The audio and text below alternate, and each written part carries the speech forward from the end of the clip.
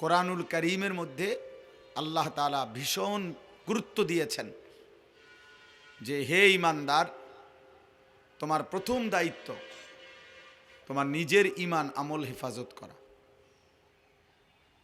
ইয়া আইয়ুহাল্লাযীনা আমানু আলাইকুম আনফুসাকুম, কোরআনুল কারীমের সূরা মাঈদার আয়াত। হে ঈমানদারগণ, তোমরা প্রত্যেকেই নিজেকে আঁকড়িয়ে ধরো। আল্লাহ বলছেন আলাইকুম আনফুসাকুম, আত্মগঠন, আত্ম উন্নয়ন, আত্মশুদ্ধি, নিজের জীবন, নিজের আখলাক, নিজের ঈমান, নিজের আখিরাত, নিজের চলাফেরা, উঠা বসা আল্লাহ তাআলার হুকুম অনুপাতে গড়ে তোলা, এটা আমাদের প্রত্যেকের উপরে জরুরি, ভীষণ জরুরি। কোরআনুল কারীমের মধ্যে আল্লাহ তাআলা বলছেন ইয়া আইয়ুহাল্লাযীনা আমানু কু আনফুসাকুম ওয়া আহলিকুম নারা, হে ঈমানদারগণ, তোমরা নিজেকে বাঁচাও এবং পরিবারের সদস্যদেরকে বাঁচাও নারান, জাহান্নামের আগুন থেকে। তাহলে আলাদা করে বলছেন নিজেকে বাঁচাও এবং পরিবারের সদস্যদেরকে বাঁচাও। তোমরা সকলে বাঁচো একসাথেও বলতে পারতেন, কিন্তু আল্লাহ তাআলা বুঝাইছেন আলাদা করে। উদ্দেশ্য কি? উদ্দেশ্য হলো জীবন চলার পথে কখনো যদি এমনও হয় স্ত্রী, পুত্র, পরিজন কেউ আল্লাহর পথে নাই, তবুও তুমি একা হলেও নিজেকে বাঁচাও। এই ক্ষেত্রেও এই কথা বলার সুযোগ নাই যে আল্লাহ আমি কি করবো, আমার পরিবার, আমার সমাজ, আমার ঘর সংসার কারোর সাথে আমি আর পারি নাই, এই কারণে আমি আপনার হুকুম মানতে পারি নাই। আল্লাহর কসম, এ কথা বললে আখিরাতে মুক্তি হবে না। কোরআনুল কারীমের মধ্যে আছে সূরা নিসার মধ্যে ফাকাতিল ফি সাবিলিল্লাহ লা তুকাল্লাফু ইল্লা নাফসাকা ওয়া হাররিদিল মুমিনিন। আমি সবাইকে অনুরোধ করছি আপনি বুঝতে চেষ্টা করেন। ব্যক্তিগতভাবে বাপ, আমি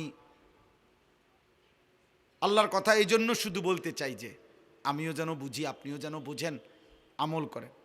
কোনো পরিচিতি, সুখ্যাতি, জনপ্রিয়তা ব্যক্তিগতভাবে এটা আমার তেমন কোনো দরকার নাই।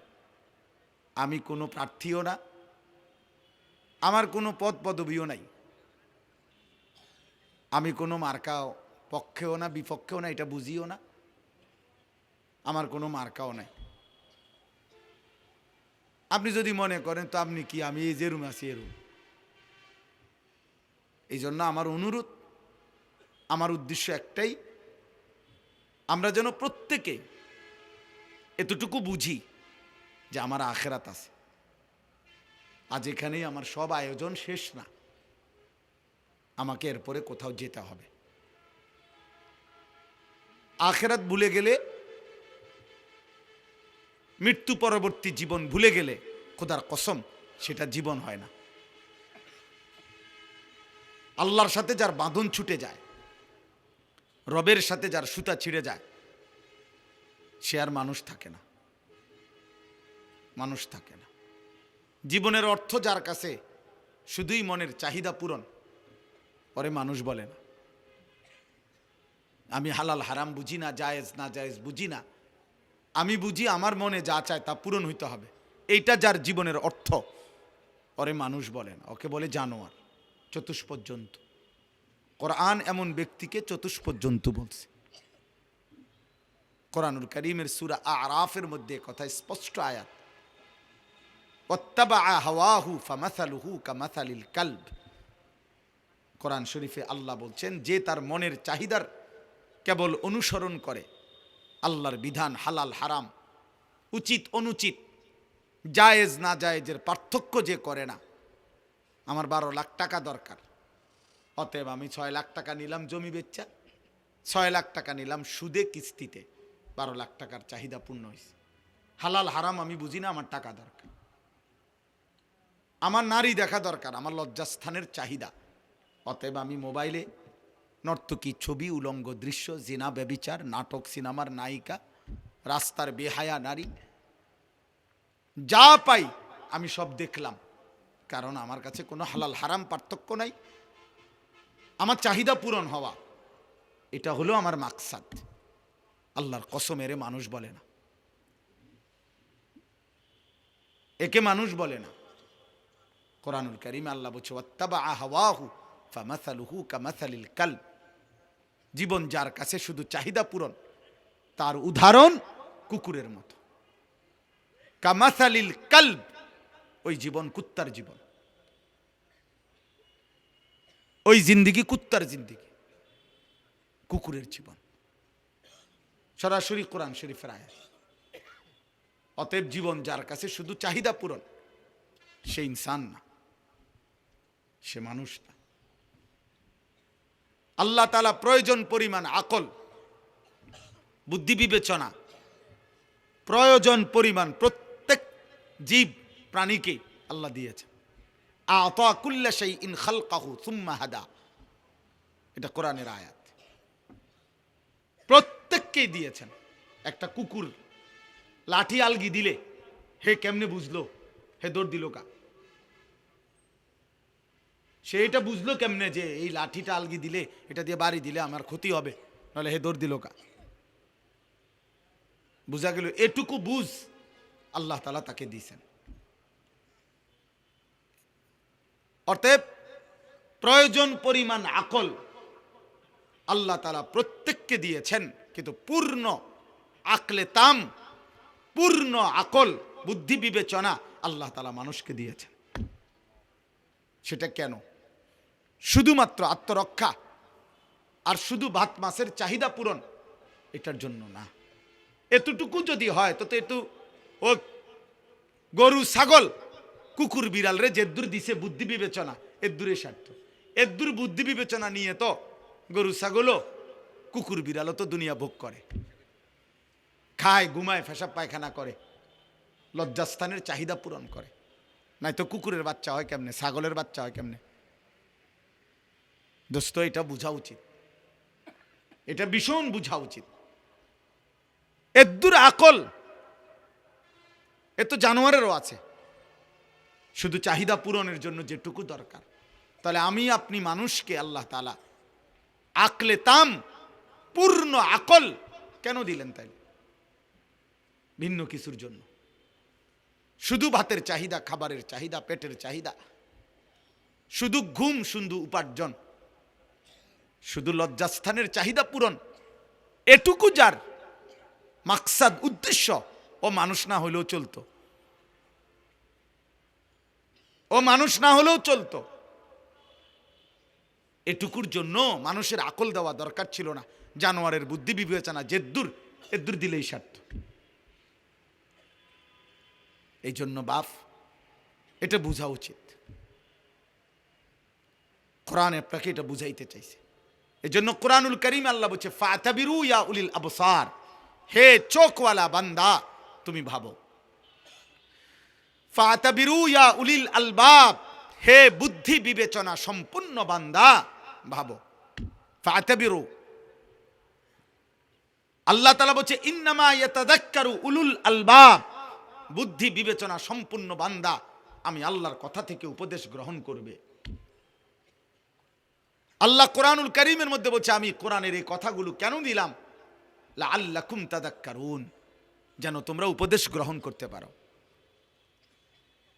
লাআল্লাহুম ইয়াতাফাক্কারুন, যেন আমার বান্দারা ভাবতে পারে, ফিকির করতে পারে। লাআল্লাহুম ইয়াত্তাকুন, যেন আমার বান্দারা আমি আল্লাহকে ভয় করতে পারে। লাআল্লাকুম তাত্তাকুন, যেন তোমরা নিজেকে মুত্তাকি বানাইতে পারো। আল্লাহ বলছেন এটা। লাকাদ কানা ফি কাসাসিহিম ইবরাতুল লিউলিল আলবাব, আল্লাহ বলছে বান্দা কোরআনুল কারীমে আমি বহু জাতি, ব্যক্তি, সম্প্রদায়ের অনুগত অবাধ্য ঘটনা, অনুগত জাতির ঘটনাও বলছি, নাফরমান জাতির ঘটনাও বলেছি, অনুগত বান্দার ঘটনাও বলেছি, অবাধ্য বান্দার ঘটনাও বলেছি। এই কোরআনে আমি মূসার কথাও বলছি, ফেরাউনের কথাও বলছি। এই কোরআনে আমি ইব্রাহিমের কথাও বলেছি, নমরুদের কথাও বলেছি। এই কোরআনে আমি আসহাবে কাহাফের ইমানদার যুবকের ঘটনাও শুনাইছি। আবার আবার কওমে লূহ কওমে লূত নাফরমান জাতির ঘটনাও শুনাইছি। কেন? তোমার বিকাল বেলার অফশোর টাইম পার করার জন্য না, তোমার বিনোদনের জন্য না। আল্লাহ বলেন ইবরাতুন, উপদেশ গ্রহণের জন্য, উপদেশ গ্রহণের জন্য ইবরত।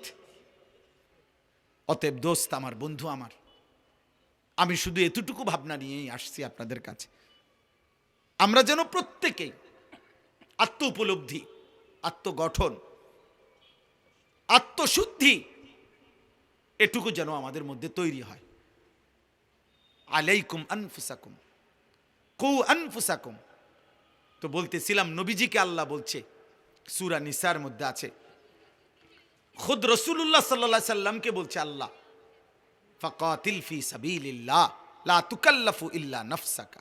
হে নবী আমার, বন্ধু আমার, জীবন চলার পথে যুদ্ধের ময়দানে আপনার সাথে যদি কেউ না থাকে, আপনি একাই যুদ্ধ করেন।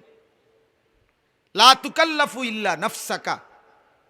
আল্লাহ বলে, বন্ধু মনে রাখবেন, শেষ পর্যন্ত আপনি রাসূল হওয়ার পরেও এই পৃথিবীর কারো ব্যাপারে আপনি যদি কোনো জবাবদিহিতা না করতে হয়, কিন্তু আপনার নিজের হিসাব, নিজের জবাবদিহিতা, এটা কিন্তু আপনাকে করতে হবে। একা একা, ইল্লা নাফসাকা, আপনি আপনার ঈমান আমলের হিসাব দিতে হবে, ঈমান আমলের হিসাব দিতে হবে। খুদ রাসূল সাল্লাল্লাহু আলাইহি সাল্লামকে আল্লাহ বলছেন, লা তুকাল্লাফু ইল্লা নাফসাক ওয়া হাররিদিল মুমিনিন। মুমিনদেরকে আপনি আল্লাহর পথে উৎসাহিত করতে থাকুন, বলতে থাকুন, কিন্তু আপনার নিজের ব্যাপারে শতভাগ যত্নবান থাকবেন। কোরআনুল কারীমের মধ্যে আল্লাহ নবীজিকে ডাইরেক্ট বলছে, লা ইন আশরাকতা লা ইয়াহবাতান্না আমালুক। বন্ধু আপনাকে বললাম, আপনাকে একা বলছি, এক জাররা শিরিক আপনার মধ্যে মাধ্যমে আপনার দ্বারা যদি প্রকাশ পায়, আমি আল্লাহ আপনার পুরা জিন্দেগীর সমস্ত বন্দিগি আমল একসাথে শেষ করে দেব। এক সুতা শিরক যদি আপনি করেন। দোস্ত, এই মোবাইল হাতে ধইরা শুনলে 100 বছরও তুমি কিছু বুঝতা না। এই জীবন অপদার্থ, জীবন অপদার্থই থাকবে। বুঝছো বাংলা কথা? বাংলা কথা বুঝো না ইংরেজি কমু?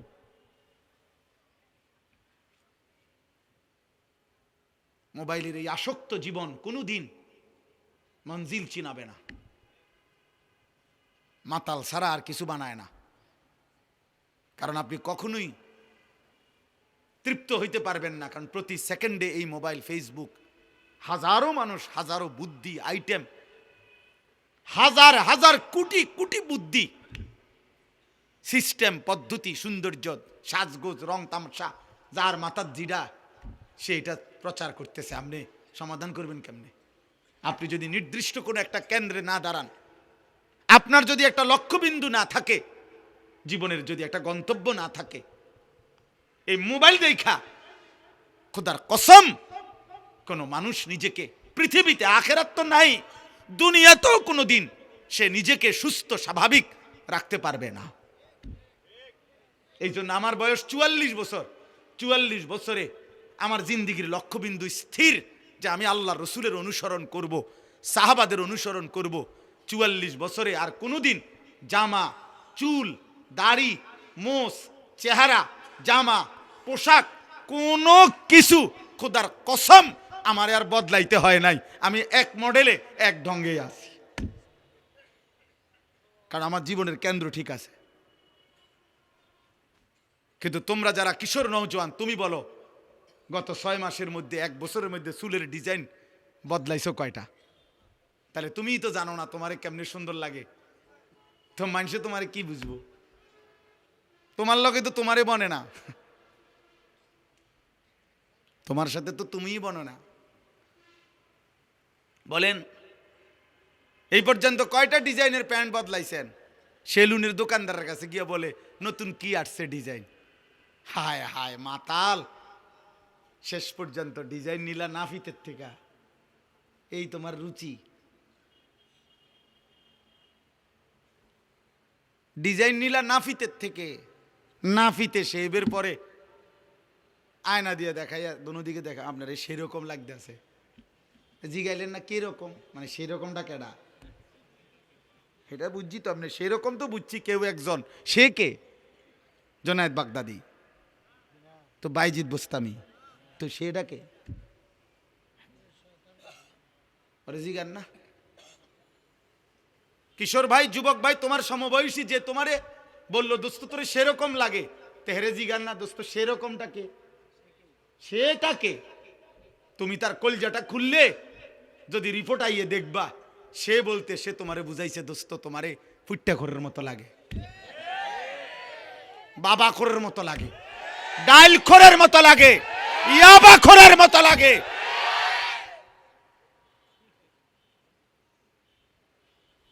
হ্যাঁ হ্যাঁ, এটাই সত্য বেটা, এটাই সত্য। নাহলে কলজা ছিঁড়া তারে কইতে কও যে তুই আল্লাহরে সাক্ষী রেখা পশ্চিম দিকে ফিরা ক, সেরকম বলতে তুই আমার কারে বুঝাইছ? হ্যাঁ হে কোক, হে কইব জুনায়েদ বাগদাদি, কি আনহর ভাই হে কইব? জীবনও বলবে না, জীবনও বলবে না বেটা। এই জন্য ভাইয়া জীবনের একটা কেন্দ্রবিন্দু থাকতে হয়, লক্ষ্যবিন্দু থাকতে হয়, মঞ্জিল চিনতে হয়। আমাকে জানতে হবে আমি 100 মিটার দৌড় দিচ্ছি না 200 মিটার, না দৌড় দিলাম এক দৌড়ে গেলাম গা দাউদকান্দি পার হইয়া, আমারে কইছে কাবিলা থামতো, আমি গেছি গা দাউদকান্দি, এটা হবে না। আমাকে জানতে হবে আমি থামবো কোথায়, আমি যাব কোথায়, আমার হায়াতের কেন্দ্র কোথায়। প্রত্যেক নবী রাসূল বাপ আসমানি কিতাব আমাদের জীবনের টার্গেট ঠিক করতে চাইছে।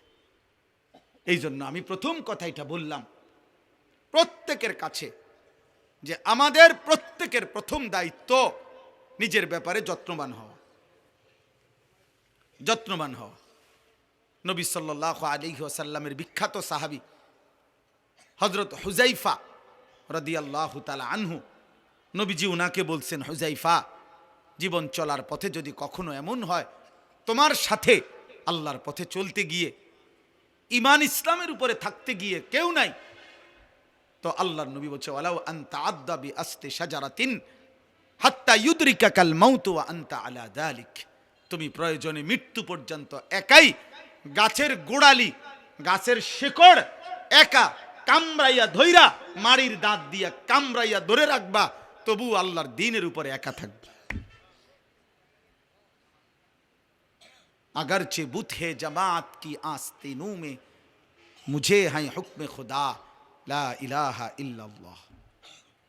আল্লামা ইকবাল বলছেন মোমেন হবে এমন, তাওহীদ কাকে বলে, লা ইলাহা ইল্লাল্লাহ, এ কথার মানে কি? এ কথার মানে হলো মোমেন এটা বলবে, হে জাতি, হে পৃথিবী, যদি তোমাদের প্রত্যেকের হাতে একটা একটা মূর্তি থাকে, তোমাদের প্রত্যেকের বগলের নিচে একটা একটা মূর্তি থাকে, আমাকে যদি মূর্তির স্তূপের মাঝখানেও দাঁড় করায়, আমি সেখানে দাঁড়িয়েও বলবো লা ইলাহা ইল্লাল্লাহ। এটারে তাওহীদ বলে, এটারে বলে ঈমান, এরে বলে মুমিন। যে আমার চোখের সামনে সব হারিয়ে যাক, আমি আল্লাহরে ছাড়বো না, আমার আশেপাশের সব হারিয়ে যাক, আমি আল্লাহরে ছাড়বো না, আমি নাফরমানি করব না, আমি আমার রবের হুকুম থেকে এক চুল নড়ব না। কি হবে শেষ পর্যন্ত? এই পৃথিবী ষড়যন্ত্র করুক আর হুমকি দোক আর ধমকি দোক, শেষ কি করবে? গুলি করবে। শেষ কি করবে? ব্রাশ ফায়ার করবে। শেষ কি করবে? গুম করে দিবে। শেষ কি করবে? হত্যা করবে। শেষ কি করবে? খুন করে ফেলবে। আর কি এরপরে? এরপরে কি? ফালাস্তু বালি হিনা উকতালু মুসলিমান আলা আইয়ি শিক্কিন কানা লিল্লাহি মাসরাই। বুখারীর riwayat, নবী সাল্লাল্লাহু আলাইহি সাল্লামের বিখ্যাত সাহাবী হযরত খুবাইব ইবনে আদি, একজন সাহাবী খুবাইব রাদিয়াল্লাহু তাআলা আনহু, তানঈম নামক জায়গায় মক্কায়, মানে এখানে এখন যে মসজিদে আয়েশা বলে এই মসজিদে আয়েশার পাশে হাজী সাহেবরা পরবর্তী উমরাগুলো যেখান থেকে করে আয়েশা মসজিদ কয়, এহরাম বাঁধে যেখানে, এই আয়েশা মসজিদের পাশের জায়গাটারই বলে তানঈম। এই জায়গায় নবীজির এই সাহাবীকে ফাঁসিতে ঝুলানো হয়েছিল। মক্কার কাফেররা হযরত খুবাইবকে যেদিন ফাঁসিতে ঝুলায়, সেদিন মক্কার নেতা আবু সুফিয়ান হযরত খুবাইবকে বলছিলেন, খুবাইব, ফাঁসির শেষ মুহূর্তে, ফাঁসির পূর্বক্ষণে তোমার জীবনের শেষ তামান্না কি? হযরত খুবাইব বলছিলেন, আমি 2 রাকাত নামাজ পড়তে চাই। তো রশি খুলে দিছে, উনি 2 রাকাত নামাজ পড়ছে। 2 রাকাত নামাজ পড়ে চোখের এক ফোঁটা পানি ফেলে 2 হাত তুলে আল্লাহকে বলছে, আল্লাহ, আজ আমার জিন্দিগির শেষ সেজদা। এই দুশ্মনরা ভাববে আমি মৃত্যুর ভয়ে দেরি করতেছি, যদি এটা না ভাবতাম তো আখিরি সেজদা আরো লম্বা করে দিতাম, আরো লম্বা করে দিতাম মাওলা। বাকি ওরা বলবে আমি মৃত্যুর ভয়ে দেরি করতেছি, এই জন্য ছোট করে ফেললাম। আল্লাহ, আমার আপনার কাছে আবদার, ওরা আমারে এখন ফাঁসিতে ঝুলাবে। আমার এই ফাঁসিতে ঝুলানোর এই দৃশ্য মক্কায়, নবীজি তখন মদিনায় হিজরত করে চলে গেছেন। হযরত খুবাইব বলছেন, আয় রব্বুল আলামিন, আমার শেষ তামান্না আমার মদিনার নবী যেন মদিনায় বসে আমার ফাঁসির দৃশ্য সরাসরি দেখতে পায়।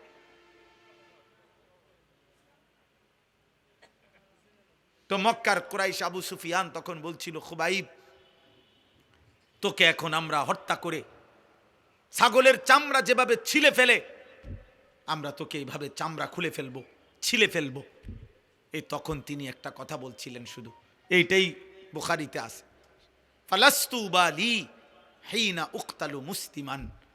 আবু সুফিয়ান শোনো, আমি যখন আল্লাহর আনুগত্যের উপরে, ইসলামের উপরে, আমার খোদার সেজদার উপরে যখন মরতে পারছি, অতএব আমি আর কোনো পরোয়া করি না। আলা আইয়ি শিক্কিন কানা লিল্লাহি মাসরাই, তোমরা আমারে যেদিকেই ফিরাইয়া ফাঁসি দাও, যেদিকেই টেনে হিসড়ে শেষ করো, আমার শরীর যা ইচ্ছা তাই করো, আমার কোনো অসুবিধা নাই। আমি আমার রবের গোলামি করে আল্লাহর জন্য জান দিচ্ছি, খালাস। আর কোনো পরোয়া নাই। এই জন্য বাপ, এটা জীবনের মূল অর্থ। আমি গন্তব্য চিনি, এটা আমার জীবনের মূল সার্থকতা। আমরা মুসলমান, এই পৃথিবীর সব আয়োজন ছিল, আছে, থাকবে, আমি থাকবো না, আমি থাকবো না। ক্ষমতার পালাবদল হবে, মানুষের জীবন মান উন্নয়ন হবে, অনেক কিছুই হবে, অনেক কিছুই হবে না। পৃথিবী অনেক কিছুই হবে, অনেক কিছুই হবে না। রোদ উঠবে, বৃষ্টি নামবে, সূর্য উঠবে, চাঁদ উঠবে, আলো আসবে, অন্ধকার আসবে, রাত হবে, দিন হবে, শনিবার রবিবার হবে, সপ্তাহ মাস হবে, মাস বছর হবে, 25 সাল 26 সাল হবে। কিন্তু একদিন আমি থাকবো না, একদিন আমি থাকবো না। আমার মৃত্যুর পরে পৃথিবীর সব মানুষ যদি আধুনিক হইয়া, উন্নয়ন হইয়া চাঁদের দেশেও চলে যায়, আমি তো নাই, আমি তো নাই, আমি তো নাই। অতএব আমি যদি আমার কবর ভুলে যাই, আখিরাত ভুলে যাই, আমি যদি আমার মৃত্যু পরবর্তী জীবন ভুলে যাই, আমি যদি আমার গন্তব্য ভুলে যাই, খোদার কসম আব্বা, ভুলে গেলেও তো মৃত্যু হবে, চোখ বন্ধ রাখলেও মৃত্যু হবে, সুখে থাকলেও মৃত্যু হবে। তাহলে যেই সত্য আমাকে গ্রহণ করতেই হবে, মৃত্যু, কবর, আখিরাত, আমি সেটা ভুলবো কেন? আমি সেটা ভুলবো কেন? চোখ বন্ধ করলেই তো ঝড় থামে না। অতএব না বুঝলেই যে মৃত্যু হবে না, এমন তো না। মনে করেন তুফান আসতেছে, ঝড় বৃষ্টি আসতেছে, এখন কেউ যদি চোখ বন্ধ করে বলে, কই না, আমি তো কিছু দেখি না, তুফানও হচ্ছে না, বৃষ্টিও হচ্ছে না, কিছুই হচ্ছে না, না রে আব্বা, সব হচ্ছে, তুমি ইচ্ছা করে চোখ বন্ধ করে রাখছো, তুমি চোখ বন্ধ করে রাখছো আর কি। না না না। অতএব আমি আপনাদের কাছে বললাম, আপনারা অনেক সময় মনে করেন আমরা হুজুররা শুধু আখিরাতের কথা বলি, কবরের কথা বলি, আসমানের উপরে আর মাটির নিচের কথা বলি না রে বাপ, আরো কথাও বলি। বাকি এই দুই কথা বলা অপরাধ, এই দুই কথা বলা ত্রুটি, এটা আপনারে বলছে কে? আপনি এটা কেমনি সিদ্ধান্ত নিছেন যে আসমানের উপরের কথা বলাটা অসুন্দর আর মাটির তলের কথা কওয়াটা অসুন্দর, অযৌক্তিক? এইটা আপনারে কে বলছে? আপনি বলেন। একজন ডাক্তারকে কেন জিজ্ঞেস করেন না, আপনি যা জীবন এই প্যারাসিটামল লই এই তো ফিরে রইলেন, জীবনটা তো শেষ করে দিলেন। আপনি যদি কোনোদিন একটা বিল্ডিং এর প্ল্যানিং দিলেন না, ইঞ্জিনিয়াররে কেন বললেন না আজীবন এই ইট বালু সিমেন্ট নিয়া পইরা রইলেন? আপনি যে আর কোনোদিন একটা প্যারাসিটামল লিখলেন না। আমার এক পরিচিত লোক আছে, আমি দেখছি ওনারে, আমি মনে 2-4-5 বছর দেখছি ওনারে টানা। ওনার দুই হাতে দুইটা মোবাইল, উনি এই জমির ব্যবসা করে, হাউজিং। আমি যত সময় ওনারে দেখছি মোবাইল দুইটা হাতে নিয়ে উনি এটা একবার রিসিভ করে, জি জি 400, 400, একটু ডাইনে ডাইনে ডাইনে ডাইনে, বামে বামে, জি জি 600, 600, 600, ফুবি দিয়া ফুবি দিয়া, মানে কোনানে জানি বুঝাইতে আছে 400, 600, 200 এই কথা। জিন্দিগি 400 আর 600 উপরে শেষ, হায়াত শেষ, আখেরাত আখেরাত। এই জন্য বাপ কোরআনুল কারীমের মধ্যে আল্লাহ বলছে কুল ইয়াতাওয়াফাকুম মালাকুল মাউতিল্লাযী ওয়াক্কিলা বিকুম সুম্মা ইলা রাব্বিকুম তুরজাউন। আল্লাহ বলে বন্ধু আপনি বলে দেন, আপনি বলে দেন, আপনি বলে দেন তোমাদের জন্য আমি আল্লাহর পক্ষ থেকে নির্ধারিত মালাকুল মউত আজরাইল অবশ্যই তোমাদের মৃত্যু ঘটাবে, জান কবজ করবে, অতঃপর তোমরা সকলেই আমি আল্লাহর কাছে একত্র হবে আখিরাতে। এটা ভুলে গেলে চলবে না আব্বা, এটা ভুলে গেলে চলবে না। এই জন্য আমি অনুরোধ করছি, এই ওয়াজ মাহফিলের মূল মাকসাদ, আমার ছোট বুঝ, এটা আমার ছোট্ট বুঝ যে আখিরাত মনে রাখা। আমার জীবনের আরেকটা অংশ আছে, আমার জীবনের আরেকটা গন্তব্য আছে। 2-4টা ভালো কাজ, 3-4টা ভালো কাজ, আমার কথা রাগ হইয়েন না। 2-4টা 10টা ভালো কাজের দ্বারা পৃথিবীতে সমাজসেবক, মানব দরদি, জনদরদি হওয়া যায়। পৃথিবীর বাহবা মিলে, কিন্তু আল্লাহর কসম জাহান্নাম থেকে মুক্তির জন্য, আখিরাতের সফলতার জন্য 4টা ভালো কাজ যথেষ্ট না, 6টা ভালো কাজ যথেষ্ট না। 23 বছরের মুকাম্মাল ইসলাম, 30 পারা পূর্ণ কোরআন আপনার আমার জীবনে শতভাগ বাস্তবায়ন করা জরুরি। খামখেয়ালি করবেন না। আখিরাত 30,000 টাকা না, হাসরের মাঠ জান্নাত টাকা 30,000 না। মসজিদে টাকা 30,000 দিছেন, 4টা ফ্যান কিনা দিছেন, 2 কাতার টাইস করে দিছেন, জান্নাতের বুঝ হয়ে গেছে না? হ্যাঁ, জান্নাত কিতা 2টা রুম আর একটা বারিন্দা। বহু সাবধান, আমি বললাম বহু ধনাঢ্য ব্যক্তি, বহু সম্পদশালী ব্যক্তি শুধু সাদাকা, মানে শুধু দান সদকাকেই মনে করে আখিরাত, শুধু এইটারই মনে করে বড় আখিরাত। মানুষের দেখা হইলেই শুনাইব, হুজুর মসজিদ করছি, মাদ্রাসা করছি, এতিমখানা করছি, লিল্লা বোর্ডিং করছি। এটি সবটি মিলাইয়া একটা আমল সাদাকা, এটি সবটি একটা একটা। 100 কোটি টাকাও যদি আপনি দান করেন, হুজুর আপনি বলেন সবটা একটা আমল কিনা? একটা আমল না। দান সাদাকা 1 লক্ষ কোটি টাকা হোক, এটা তো একটা আমল। তো নামাজ, রোজা, হজ, চরিত্রের পবিত্রতা, হালাল উপার্জন, আপনি যে মিশা কথা কন, আপনি যে 2 নম্বরই ব্যবসা করেন, আপনি যে লোন নিছেন 1 কোটি টাকা, 200 কোটি টাকা, কারে বুঝান সিটারি? হ্যাঁ, আখিরাত আমার আপনি বুঝ দিলেন, আমি না বললাম মার হাবা জনাব উমক 20,000 মার হাবা, হাবারে মার, ঠিক আছে মার হাবা তো ঠিক আছে, কিন্তু আসমানওয়ালা খোদার কসম তিনি জিজ্ঞেস করবে কিয়ামতের দিন, বান্দা মিন আইনা ইকতাসাবা ওয়া ফিমা আনফাকা, আল্লাহ তাআলা বলবেন, আমার বান্দা হিসেব দাও, একটা একটা টাকা কোত্থেকে উপার্জন করেছো, একটা একটা টাকা কোথায় ব্যয় করেছো। আমি আপনাদেরকে দানের নিরুৎসাহিত করছি না, সতর্ক করছি। আমার এটা একটা ভয়, অসংখ্য আল্লাহর বান্দা এমনও হইতে পারে দান সৎকা করে গেছে, আমি তারে কেবল বাহবাই দিয়ে গেছি, কিন্তু হারাম থেকে যে বাঁচা দরকার। সুদের টাকা দান করলে যে কবুল হবে না, ঘুষের টাকা দান করলে কবুল হবে না, ওজনে কম দেওয়া টাকা দান করলে কবুল হবে না, 2 নম্বরই 6 নম্বরই টাকা দান করলে এটা কবুল হবে না, হবে না, হবে না, দৈন্তার নয় কান না। এ কথা যদি আপনারে আমি না বলি, হতে পারে আখেরাতে আমি আটকায়া যাব। ওই লোক বলবে আমি দিছিলাম, হুজুররা আমারে কিচ্ছু কয় না। নাইলে আমি আরেকটু চেষ্টা করতাম, আরেকটু নয়তো চেষ্টা করতাম হালাল হারামের পার্থক্য করার, কিন্তু হুজুরা তো বিষয়টা আমার এরকম ক্লিয়ার করছে না, আমার তো কেবল মারহাবানা দিল। তখন কি হবে আব্বা? তখন তো আমি আটকায় যাব।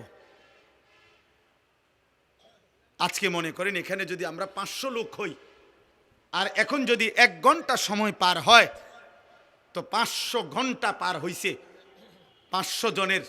এই 500 জনের 500 ঘন্টা আল্লাহর কসম, আল্লাহর পক্ষ থেকে আমার কাছে আমানত। আমাকে এর হিসাব দিতে হবে। আমাকে 1 ঘন্টার হিসাব দিতে হবে না, 500 ঘন্টার হিসাব দিতে হবে। কারণ এই মানুষগুলো আল্লাহর কথা শুনতে বসছিল। এই জন্য আপনাদের কাছে আমি অনুরোধ করছি, আপনি পুরা দিন মানতে হবে।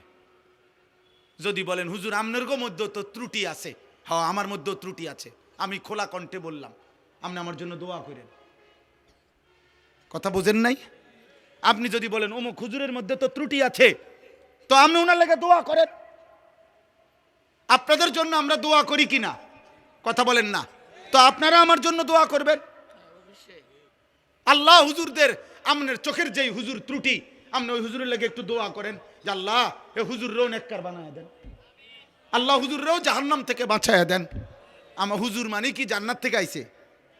তাইলে হুজুর হিসাব দিতে হবে না? আখেরাতে হিসাব দিতে হবে কি না বলেন? অতএব বাপ, এই কোনো রকম খামখেয়ালি করা যাবে না। আখেরাত খামখেয়ালি না আব্বা। 1-2টা ভালো কাজের নাম আখেরাত না, পুরা দিন মানা। সমস্ত গুনাহ আপনি ছাড়তে হবে, সমস্ত আমল আপনি করতে হবে। আপনি মুসলমান, আপনি মুমিন, আমি মুসলমান, আমি মুমিন। আমাকে সমস্ত গুনাহ ছাড়তে হবে, সমস্ত গুনাহ ছাড়তে হবে। আজ কি পরিমাণ মুসলিম যুবক মাদকাসক্ত, আজ কি পরিমাণ মুসলিম যুবক নারী নিয়ে ব্যস্ত। 16 বছরের ছেলে, 18 বছরের ছেলে, আপনি খবর লাগান, চোখে চেহারার দিকে তাকায় দেখেন, এই বড় মোবাইলে এই পরিমাণ নর্তকী আর উলঙ্গ ছবি দেখে ফেলছে। আমার মনে হয় না বিগত 60 বছরের কোনো বয়স্ক লোক 60 বছরও যদি টানা টেলিভিশন দেখা থাকে, উনি 60 বছরে যত নারী দেখে নাই, 3 দিনে মুসলমানের অগণিত কিশোর যুবক মোবাইলের এই সুযোগ পেয়ে উলঙ্গ নারী যে পরিমাণ দেখছে। এটা আব্বা, এটা দুষ্টামি না, এটা অসভ্যতা। দুষ্টামি আমরাও করছি ছোটবেলায়, আমাদেরও ছোটবেলায় আমগরে কইতো দুষ্টামি করস কি। জোহরের খানা আমরা আসরের সময় খাইছি, মামু দম দিছে তুই বেশি দুষ্ট হয়ে গেছ, কোন টাইম ধরে তোরে ডাকতেছি ভাত খাইতি, আয়স্তা কেন। এটা ছিল দুষ্টামি। হাডুডু খেলতে নামছি, খেলার মাঠ থেকে উঠা আসি নাই তো মামা দাদা দমক দিয়ে আনছে, সাইকেল চালাইতে দিছে, সাইকেল চালাইছি লম্বা টাইম। পুকুরের পারে বট গাছ আছিল, বট গাছের মধ্যে একটা ডাল পুকুরের দিকে নামানো ছিল, বারবার গিয়া লাফাই ওটার থেকে পানির ঝাঁপ দিয়ে পড়ছি আর ডুবাইছি। এটারে বলতো দুষ্টামি। আমগো আমলের দুষ্টামি ছিল, এটারে বলতো রে আব্বা। সাইকেল বেশি চালাইছি, দুষ্টামি করছি, এটা বলতো। কিন্তু তোমরা তো আব্বা আজকের কিশোর নওজোয়ান, তোমরা তো দুষ্টামি করছো না, তোমরা তো অসভ্যতা করছো। এটা তো দুষ্টামি না, সারা রাত দিন মোবাইলে উলঙ্গ ছবি দেখা, নর্তকী দেখা, জিনার ব্যভিচারের দৃশ্য দেখা, উলঙ্গপনা দেখা, এটা দুষ্টামি না, এটা চরিত্রহীনতা, এটা লাম্পট্য, এটা অসভ্যতা, এটা অসভ্যতা, এটা বেহায়াপনা, এটা বেহায়াপনা। বিবাহ বহির্ভূত ছেলে মেয়ে, নারী পুরুষ, সহপাঠী আর সহকর্মী অথবা আপনজন কিংবা আত্মীয় স্বজন, খোদার কসম বিবাহ বহির্ভূত ছেলে মেয়ে নারী পুরুষের যেই কোনো রকমের শাহওয়াত, আসক্তির যত সম্পর্ক, যেটাকে আপনারা ভালোবাসা বলেন, যেটাকে প্রেম বলেন, যেটাকে রিলেশন বলেন, শব্দ যত ভদ্রচিতই বলেন, আল্লাহর কসম বিবাহ বহির্ভূত সহপাঠী সহকর্মী সমবয়সী হোক আর যাই হোক, ছেলে মেয়ে নারী পুরুষের যাবতীয় হারাম সম্পর্ক এটা জিনা, এটা ব্যভিচার, ব্যভিচার, ব্যভিচার, ব্যভিচার, এটা বেটা, এটা জিনা, জিনা। আপনি এটারে ভদ্রতার লেভেল লাগাইয়েন না। ভেজিটেবল কইলে মূলার হাক কোনো বেশি কিছু হয়ে যায় না, শাকে থাকে। রিলেশন বললে অসভ্যতা, ভালো কিছু হয়ে যায় না।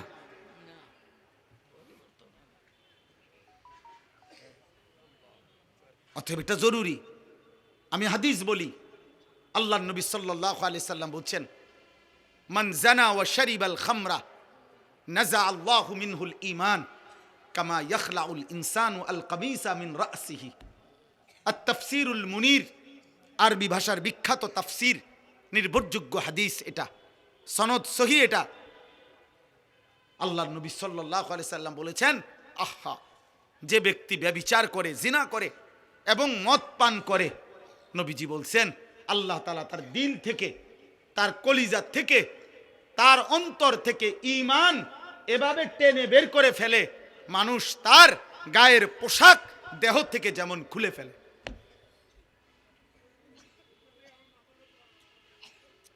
কি ভয়ঙ্কর কথা বলেন, বলেন কি ভয়ঙ্কর কথা। আল্লাহ রসুল বলছে আল্লাহ তাআলা তার অন্তর থেকে ঈমান নাযা, টেনে বের করে ফেলে, মানুষ যেমন তার গায়ের জামা খুলে ফেলে। রাসূলুল্লাহ সাল্লাল্লাহু আলাইহি ওয়াসাল্লাম বলছে, মান শারিবাল খামরা তারাকাস সালাহ ওয়া ওয়াকা আলা আম্মাতিহি ওয়া খালাতিহি। আল্লাহ, যে মদ পান করে, নেশাখোর, মদখোর, গাঁজাখোর, ফুট্টাখোর, বাবাখোর, ডালখোর, ইয়াবাখোর, হারামখোর, আল্লাহ রসুল বলছে তার নামাজ ছুটে যায়। সবচেয়ে জঘন্য কথা নবী বলছে, এই মদখোর, নেশাখোর, নাফরমান অচিরেই, অচিরেই তার আপনজন, মামি, চাচি, ফুফি, খালা, চাচাতো, মামাতো, ফুফাতো, খালাতো বোন, এমন নিকট আত্মীয়ের সাথে জিনা, ব্যভিচার করতে উদ্যত হয়। এই জন্য প্রত্যেক নেশাখোর ব্যভিচারী, প্রত্যেক ব্যভিচারী নেশাখোর। এই তিন জিনিস এক খতিয়ানে তিন দাগ। যেখানেই মদ সেখানেই নারী, সেখানেই গান বাদ্য। যেখানেই নারী সেখানেই মদ, সেখানেই গান। যেখানেই গান বাদ্য সেখানেই মদ, সেখানেই নারী। এই তিন জিনিস, মদ, নারী, গান, এক খতিয়ানে তিন দাগ।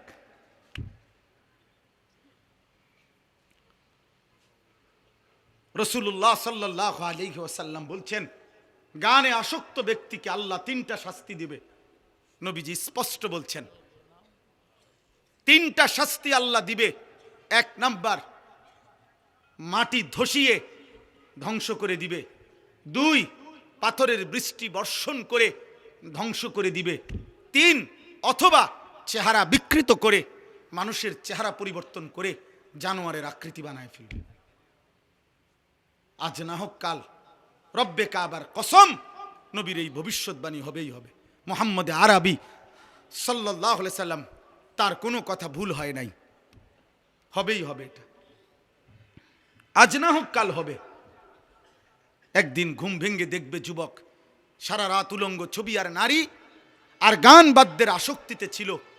কোনো এক প্রজন্ম আইসা দেখবে হয়তো ঘুম থেকে জেগে মানুষের চেহারা কুকুর শুকরের চেহারা হয়ে গেছে। চেহারা বিকৃত করার সব মহড়া চলতেছে আব্বা। বেঈমান, চুল, চেহারা, সব কিছুতেই আজকে অগণিত মুসলমান ছেলেকে মুসলমানের চুল, চেহারা, লেবাস, চেহারার ডিজাইন পুরি বদলে আজকে তারা পরিবর্তন করে দিছে। এটা যদি রব পরিবর্তন করে ফেলে তাহলে পুরা জানোয়ার হয়ে যাবে।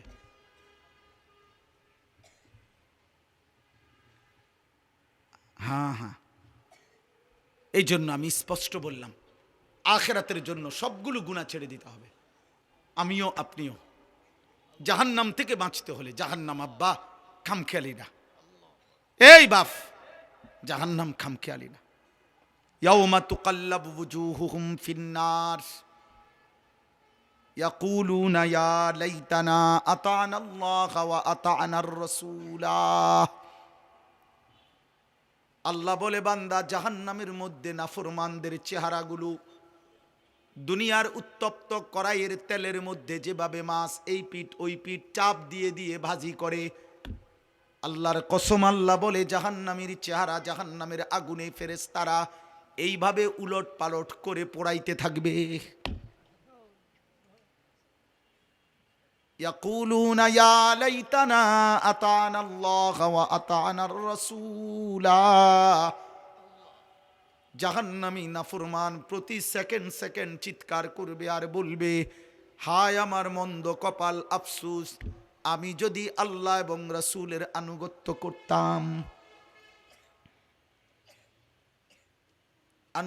করতাম। কোরআনুল কারীমের মধ্যে আছে, আল্লাহ বলেন, ওয়ালাউ তারা ইদিল মুজরিমুনা নাকিসু রুউসিহিম ইনদা রাব্বিহিম। আল্লাহ বলে, বন্ধু হাসরের ময়দানে দেখবেন নাফরমান পাপী লজ্জায় অপমানে মাথাটা নুয়ে আমি আল্লাহর সামনে দাঁড়িয়ে থাকবে আর বলবে, রব্বানা আবসারনা ওয়া সামি'না ফারজি'না না'মাল সালিহান ইন্না মুকিনুন। নাফরমান বলবে, আল্লাহ আজ হাসরের ময়দানের সব কিছু আমি নিজ চোখে দেখলাম, ওয়া সামি'না আমি নিজ কানে শুনলাম, ইন্না মুকিনুন আজ আমি হাসরের সব কিছু বিশ্বাস করলাম, ফারজি'না না'মাল সালিহান মাওলা আমারে আর একটা বার হাসরের ময়দান থেকে দুনিয়ার জীবনে ফেরত পাঠান, এবার যদি আমি যেতে পারি না এক আমল করব। আল্লাহ বলবে, না বান্দা, আমি তো চাইলে দুনিয়াতেই বাধ্য করে জাহান্নাম দেখিয়ে আযাবের এক ফোঁটা চিহ্ন দুনিয়ায় থাকতে দেখাইয়াও আমি ইচ্ছে করলে তোমার আনুগত্য নিতে পারতাম। ওয়ালাউ শি'না লাআতাইনা কুল্লা নাফসিন হুদাহা। আমি তো চাইলে পারতাম বান্দা, পারতাম। আমি যদি দুনিয়ার জমিনে এখন কাউকে এক সেকেন্ডের জন্য জাহান্নামের এক নজর দেখাইতাম তাইলে তো আর কোনোদিন নামাজ ছাড়তা না। আমি যদি কবরের আযাবের এক দৃশ্য যদি এক সেকেন্ডের জন্য দেখাইতাম তাইলে তো আর কোনোদিন আমার বন্দিগি ছাড়তা না। আল্লাহর নবী বলেন, ইমানদার কোনো নাফরমানের লাশ যখন খাটিয়ার মধ্যে করে কাঁধে তুলে নিয়ে যখন কবরস্থানের দিকে নিয়ে যায়, আল্লাহর কসম নবী বলেন, উম্মত যদি একবার নাফরমানের একটা চিল্লানি যদি তোমরা শুনতা তাইলে এই কায়নাতের কেউ কোনো দিন কোনো মানুষকে কাঁধে তুলে নিয়ে লাশের খাটিয়া কবরস্থানে নিত না, কোনো লাশ আর দাফন হতো না, লাশগুলো রাস্তার মধ্যে কুত্তার শুকর বিলাই কামড়ায়া খাইতো।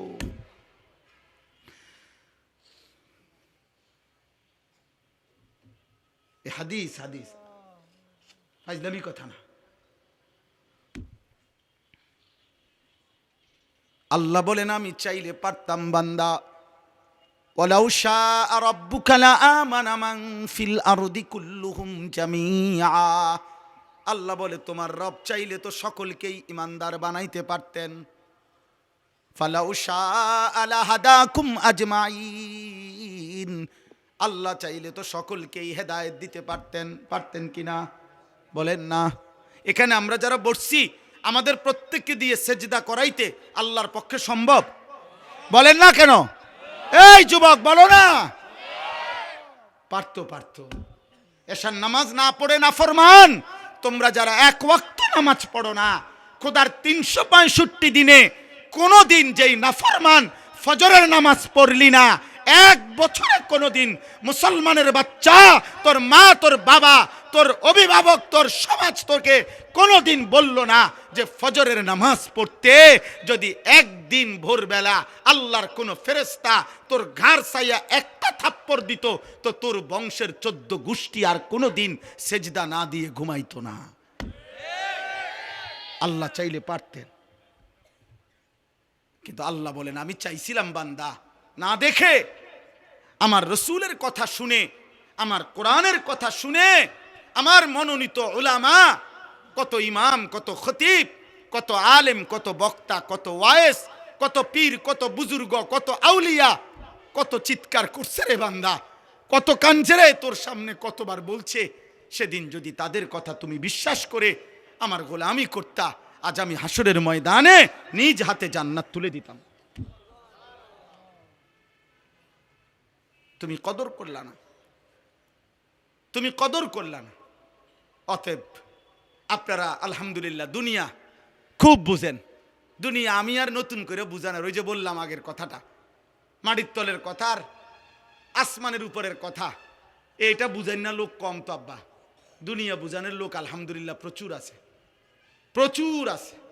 এই আমি দেখছি আপনার খেতে যে কাম করে, এই কৃষি সবজি করে, আমার বাসার পাশেও এইখানে এই যে সবজি যারা করে এগোরও আপনার দেখছি প্রাইভেট কার দিয়ে আইসা একেবারে স্যুট বুট পরা ভদ্রলোক, টাই পরুন না, 4 জন 6 জন আইয়া বুঝা, এ আবার বুঝায়।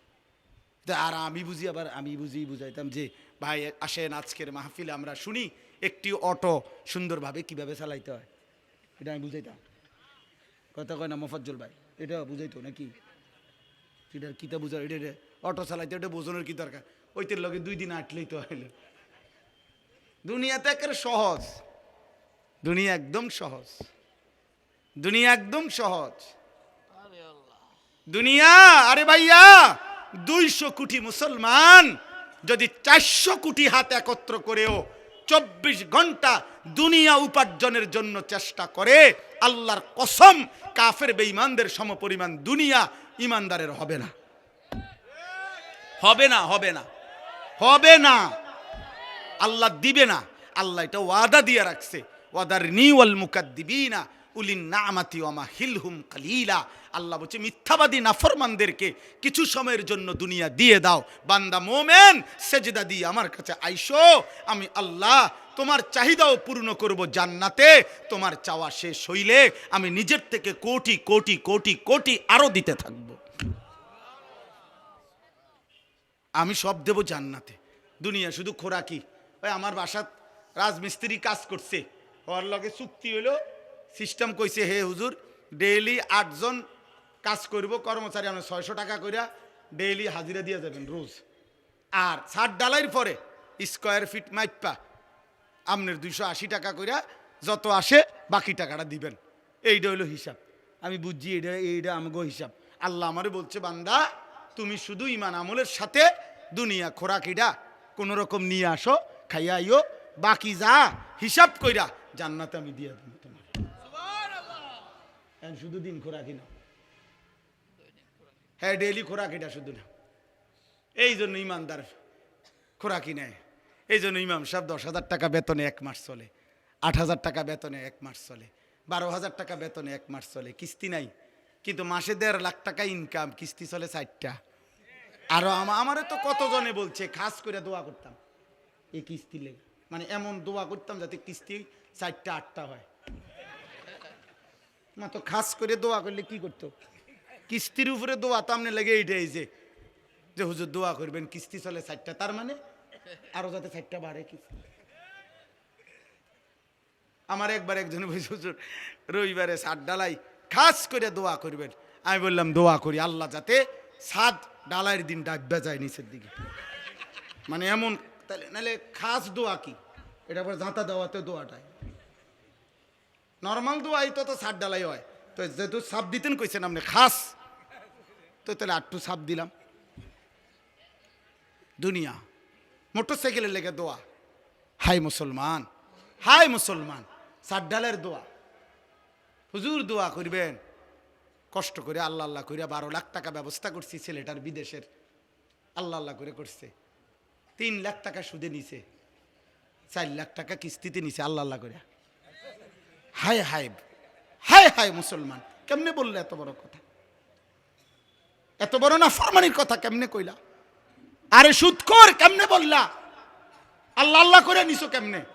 আর সুদের টাকার উপরে দোয়া চাও কেমনে? কি দোয়া করতো আমনের ফুতের লেগে? আপনি কি দোয়া চাচ্ছেন? কি দোয়া করতো? আমি দোয়া করতাম যে আল্লাহ উনি যে 6 লাখ টাকা সুদ নিছে এটাতে বরকত দেন নাকি? তো কি দোয়া করতো কি? তা নাই তো কি? আর নয়তো তো দোয়া করতে আল্লাহ সুদখোরকে ধ্বংস করে দেন।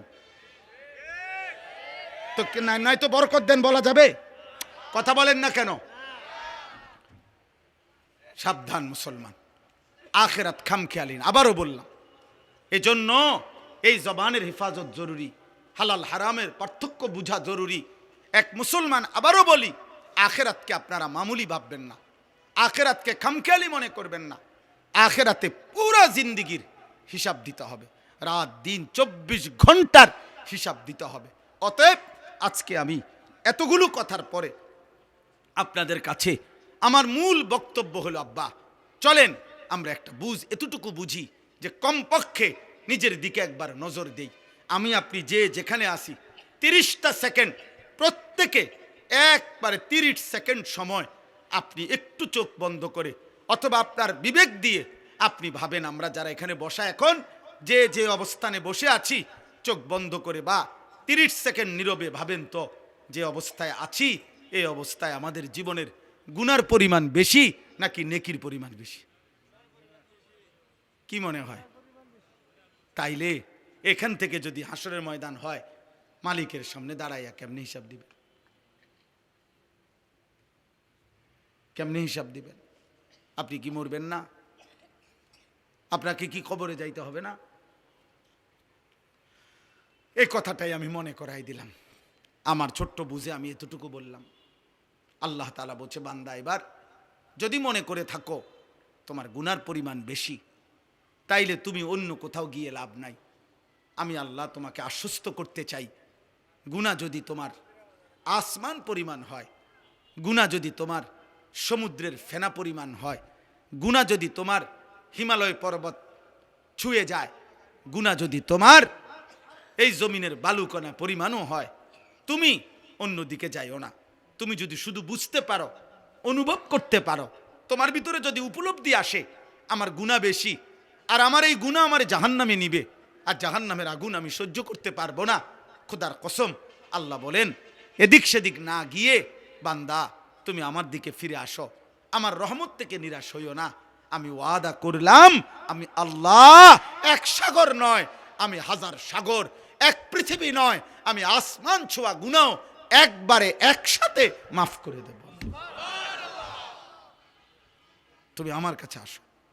এই কথাটাই এখানে 24 নম্বর পারা 39 নম্বর সূরা, সূরায়ে জুমার, এই সূরার 53 নম্বর আয়াত। আমি আপনাদের কাছে 3টা আয়াত পড়ছি, 53, 54, 55, এই 3টা আয়াতের তর্জমা বলেই আমার কথা আমি শেষ করলাম। আল্লাহ তাআলা বলেন, কুল, হে নবী আপনি বলেন, ইয়া ইবাদিয়াল্লাযীনা আসরাফু আলা আনফুসিহিম, হে আমার বান্দারা, তোমরা যারা নিজের উপরে গুনাহ করতে করতে সীমা অতিক্রম করে ফেলেছ, গুনার পাহাড় উঠায় ফেলছ, তোমরা নিজের উপরে যারা জুলুম করে ফেলেছ, তোমরা যারা জীবনটাকে শেষ তসতস করে ফেলছ। হাদিসের মধ্যে, তাফসীরের মধ্যে আছে, নবীজির কাছে কয়েকজন লোক এসে বলছিল, হে মুহাম্মদ, আমরা তোমার কালেমা গ্রহণ করতে চাই, কিন্তু তুমি কি জানো যে আমাদের গুনাহ কি পরিমাণ?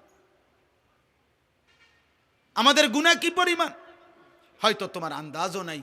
মুহাম্মদ, আমরা শুধু শিরিক করেছি এমন না, আমরা মূর্তি পূজা করেছি এমন না। তাফসীরে কুরতুবীতে স্পষ্ট লিখছে, নবীজিকে তারা বলছে, হে মুহাম্মদ, চুরি করছি কি পরিমাণ, হিসাব নাই। জিনা করেছি কি পরিমাণ, হিসাব নাই। মদ পান করেছি কি পরিমাণ, হিসাব নাই। খুন করছি কি পরিমাণ, হিসাব নাই। জীবনটা শেষ করে দিছি গুনায় গুনায়, আজ আর কোনো হিসাব করেও কুলাইতে পারবো না, এত বেশি পরিমাণ গুনাহ আমাদের।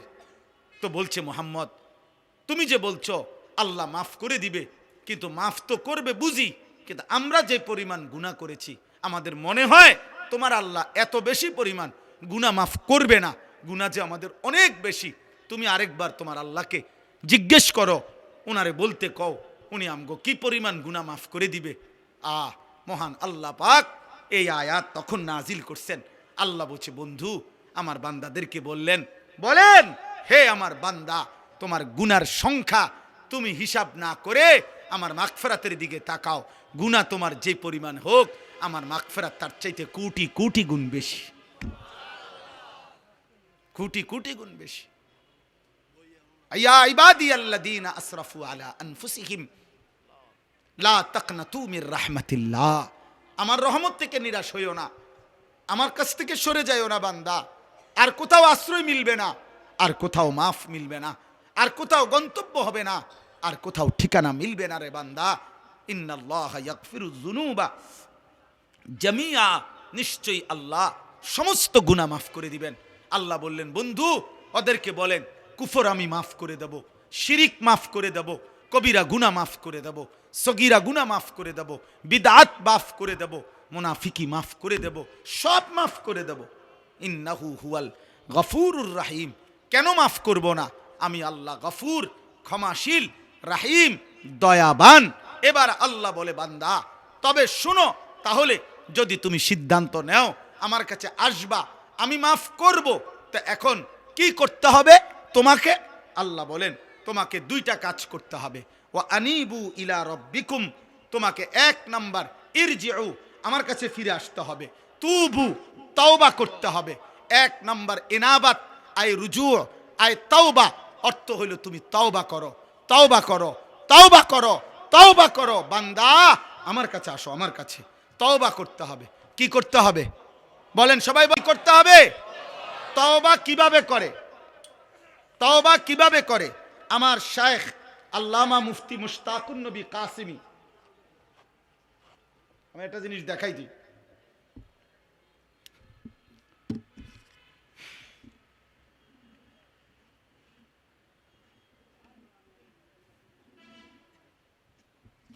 এই দেখেন, এইখানে আমি এই সাদা কাগজে লিখছি চ আকার চা, দেখছেন নি? এটা চ আকার চা। কি লিখছি? তাহলে এটাই তো চা, ঠিক না? না না, এটা চায়ের শব্দ, এটা চায়ের শব্দ। সাফাতা, চিনি, পানি, এই তিন জিনিস একত্র হইয়া যেটা হয় সেটারে কয় চা। অতএব তওবা, তওবা, তওবা, এইটা আপনি কইলেন, এটা তওবা না। তিন জিনিস একত্র হইলে সেটাকে বলে তওবা। এক নাম্বার, কুফর হোক, শিরিক হোক, কবিরা হোক, বিদআত হোক, নিফাক হোক, যত গুনাহ আমার হচ্ছিল, করছিলাম, সব ছেড়ে দেওয়া। দুই, আর করবে না এ কথার চূড়ান্ত ওয়াদা দেওয়া। তিন, লজ্জিত এবং অনুতপ্ত হয়ে মাফ চাওয়া। আল্লাহ বলেন, তুমি বান্দা তিনটা বলো, আল্লাহ আমি গুনাহ ছেড়ে দিলাম, আল্লাহ আমি আর করব না, ওয়াদা দিলাম, আল্লাহ আমি লজ্জিত, মাফ চাইলাম। আল্লাহ বলে, বান্দা এ তিন জিনিস দুনিয়াবাসীর শুনাইলে হবে না। আমি দিল জানি, আমি কলজার ভিতরেও জানি। তুমি আসলে বলো না নকলে বলো, তুমি বাস্তবে বলো নাকি দরা খাইয়া বলো, আমি সব বুঝি। যদি দিল থেকে বাস্তবিক অর্থে গুনাহ ছেড়ে দিয়ে আর করবা না ওয়াদা দিয়ে লজ্জিত এবং অনুতপ্ত হয়ে তওবা করো, আমি যদি দিল দেখে বুঝি, তো আমি আল্লাহ, আমি ওয়াদা দিলাম, এক সাগর এক নদী নয়, আমি আসমান ছোঁয়া গুনাহ মাফ করে দিলাম। শর্ত হলো কয়টা হইতে হবে বলেন? এক নাম্বার, গুনাহ ছেড়ে দিলাম, বলেন। দুই, আর করব না, ওয়াদা দিলাম, বলেন। তিন, লজ্জিত মাওলা, মাফ চাইলাম। আল্লাহ বলে মাফ করে দিলাম।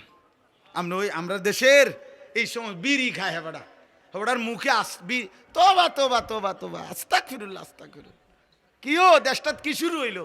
এই আমনে যেটি খাইতে আছেন এটি শুরু হয়েছে। আরই হেবাডা তওবা করে, তওবা।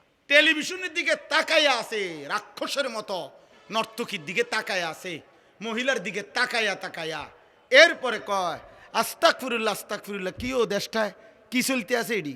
এই যে টেলিভিশন চলতে আছে, হ্যাঁ, হাওড়া তওবা করে, মস্কারি করেন। এটা তওবা, কথা বলেন না কেন? এটা তওবা, এটা আস্তাগফিরুল্লাহ। এমন আস্তাগফিরুল্লাহর উপরে আস্তাগফিরুল্লাহ, এমন আস্তাগফিরুল্লাহর উপরে কি আস্তাগফিরুল্লাহ।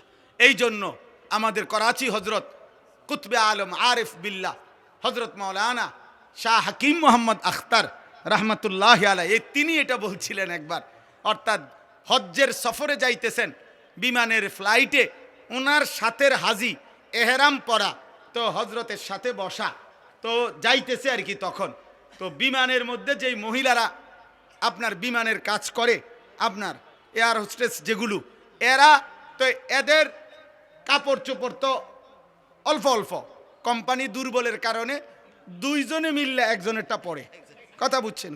এটা কোম্পানির সামর্থ্য কম, এই জন্য। তো এই এই মহিলাদের দিকে তাকাইয়া তাকাইয়া তাকাইয়া হাজি সাহেব, ওই হজরতের সাথের হাজি সাহেব, ও বেখেয়ালে কইতেছে আর কি, আস্তাগফিরুল্লাহ আস্তাগফিরুল্লাহ, হজরত দেখছেন এগুলোর কাপড় চোপড়ের কি হালাত। তে হজরত তখন বলছে, হ্যাঁ ভাই, তেরি আস্তাগফিরুল্লাহ পর আস্তাগফিরুল্লাহ, তোমার আস্তাগফিরুল্লাহর উপরে আস্তাগফিরুল্লাহ।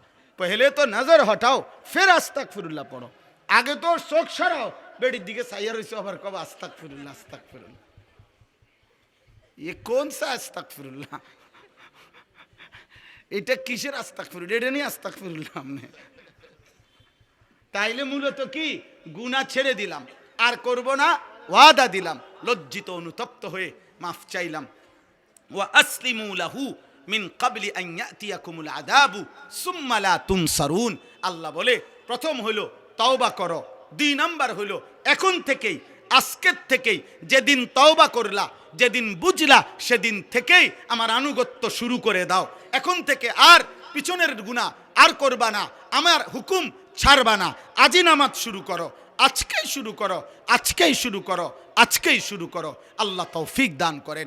আল্লাহ বলে, বান্দা, এই 2 কাজ, তওবা করো এখন, আনুগত্য আমার ইবাদত শুরু করো এখন, মৃত্যু আসার আগে আগেই। মৃত্যু আসলে আর তোমাকে সাহায্য করা হবে না, আর সাহায্য করা হবে না। 3য় আয়াতে আল্লাহ বলেন, ওয়াত্তাবিউ আহসানা মা উনজিলা ইলাইকুম মির রাব্বিকুম মিন ক্বাবলি আন ইয়াতিয়াকুমুল আযাবু বাগতাতাও ওয়া আনতুম লা তাশউরুন। আল্লাহ বলেন, আবারও বলছি, আমি যেই শ্রেষ্ঠতম কিতাব কোরআন নাজিল করেছি, আমার কোরআন মৃত্যু আসার আগে আগেই আনুগত্য করো। হঠাৎ মৃত্যু আসবে যা তুমি টেরও পাবে না, অতএব তার আগে আগেই বান্দা তুমি আমার কোরআন ধরো, আমার দিন ধরো, আমার আনুগত্য করো, আমার বন্দিগি করো। আমার ভাই, আমার বন্ধু, আর আমার শেষ কথা, কিশোর ভাই, যুবক ভাই, দোস্ত, এই পৃথিবী তোমারে মনে রাখবে না রে আব্বা। তুমি সেজদা দাও, ফজরের নামাজ পড়ো, আখেরাত ভুলো না। আব্বা তোমারে দুনিয়া মনে রাখবে না। কোনো পাপী, কোনো নাফরমানকে পৃথিবী শ্রদ্ধার সাথে স্মরণ করে না। নাফরমানের নাম টিকে না, নাফরমানের নাম থাকে না।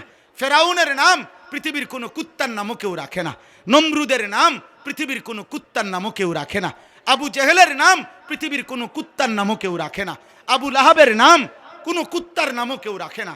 এজন্য দোস্ত, নাফরমানের নাম থাকে না, নাফরমান শ্রদ্ধার সাথে স্মরণ হয় না।